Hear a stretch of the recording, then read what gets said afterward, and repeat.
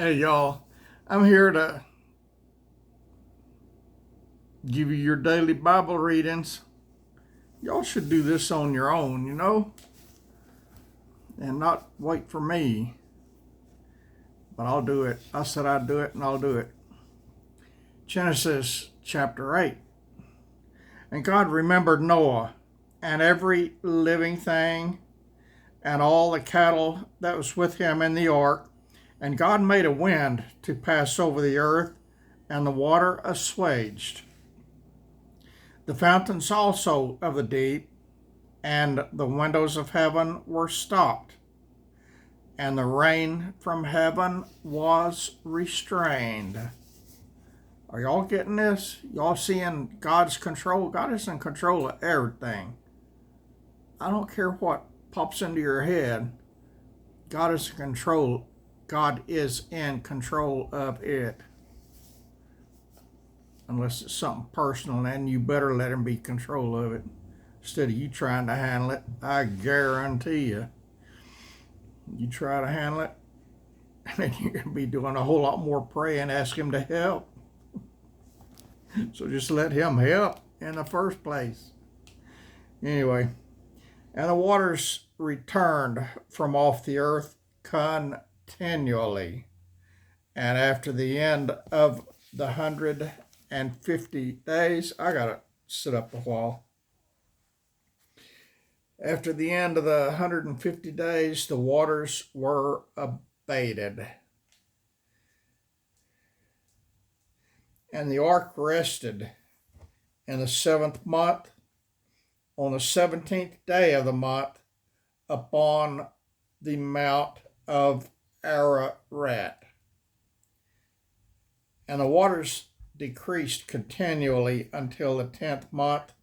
In the 10th month, on the 1st day of the month, were the tops of the mountains seen.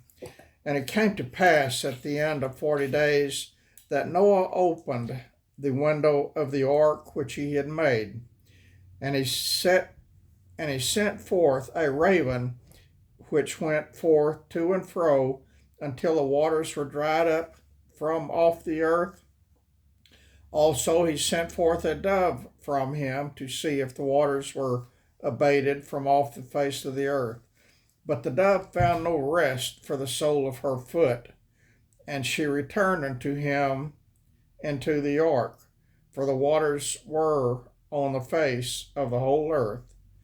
Then he put forth his hand and took her and pulled her in unto him into the ark. And he stayed yet another 7 days, and again he sent forth the dove out of the ark. And the dove came in to him in the evening, and lo, in her mouth was an olive leaf plucked off. So Noah knew that the waters were abated from off the earth. And he stayed yet another 7 days, and sent forth the dove, which returned not again unto him any more. And it came to pass in the 601st year, and the 1st month, the 1st day of the month, the waters were dried up from off the earth, and Noah removed the covering of the ark, and looked, and behold, the face of the ground was dry. And in the 2nd month, and on the 7th and 20th day of the month, was the earth dried. That took a long time. And God spake unto Noah, saying, Go forth of the ark, thou and thy wife, and thy sons wives with thee. Bring forth with thee every living thing that is with thee, of all flesh, both of fowl and of cattle, and of every creeping thing that creepeth upon the earth, that they may breed abundantly in the earth, and be fruitful, and multiply upon the earth. And Noah went forth, and his sons, and his wife, and his sons' wives with him, every beast, every creeping thing, and every fowl, and whatsoever creepeth upon the earth after their kinds went forth out of the ark. And Noah builded an altar unto the Lord, and took of every clean beast and of every clean fowl, and offered burnt offerings on the altar. And the Lord smelled a sweet savor, and the Lord said in his heart, I will not again curse the ground any more for man's sake, for the imagination of man's heart is evil from his youth, neither will I again smite any more everything living as I have done. While the earth remaineth, seed time and harvest, cold and heat, summer and winter, day and night shall not cease. So, bam, y'all, there you go.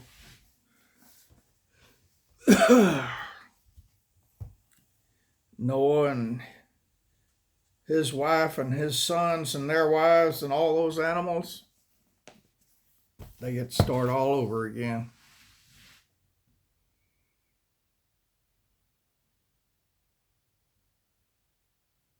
How many times does God let you start all over again? He's let me start all over several times. And I thank him. I finally, after him taking me out behind the godly woodshed several times, working me over really good, turning me every which way but loose several times. My old thick hard head finally learned. I repented from my stupid sins, and I'm totally his now. His and Kitty Callie's. That's that, y'all. And Kitty Callie hopped down just as I started this video. She was here. I don't know where she went. And guess what I'm doing? I wish this phone had smell-o-vision, because I'm cooking baked beans, and y'all, for about the last 15 or 20 minutes, it's making my tummy want some. I cook like once every 3 or 4 days, and when I cook enough for 3 or 4 days, and I just about finished up the last thing I cooked, and I got enough for another meal or two, but I was kind of tired of eating it every day for 3 or 4 days, so I decided to cook something different. But I didn't lay any meat out, and I didn't decide to cook something different until just the last couple hours. And I always have a bunch of cans of Van Camp's pork and beans on hand, because sometimes if I don't feel like cooking and I don't have anything cooked, I'll just take the lid off of a can of pork and beans and eat them right out of the can. So I buy them by the case. I buy pork and beans by the case. I buy Campbell's tomato soup by the case. And I buy Campbell's chicken noodle soup by the case. And if I could get Rotel tomatoes with habaneros by the case, I buy them by the case too. I use a lot of them. But anyway, my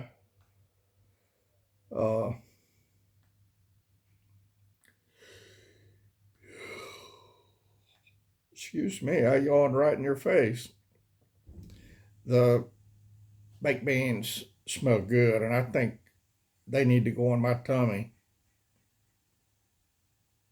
Y'all just be thankful you're not sleeping with me tonight. All right, I'll behave and get off here and go eat me some beans. Remember that old saying when we were a kid? Beans, beans, the musical fruit. Well, I won't go anymore after that. God bless you, friends. I love y'all. I appreciate every one of you.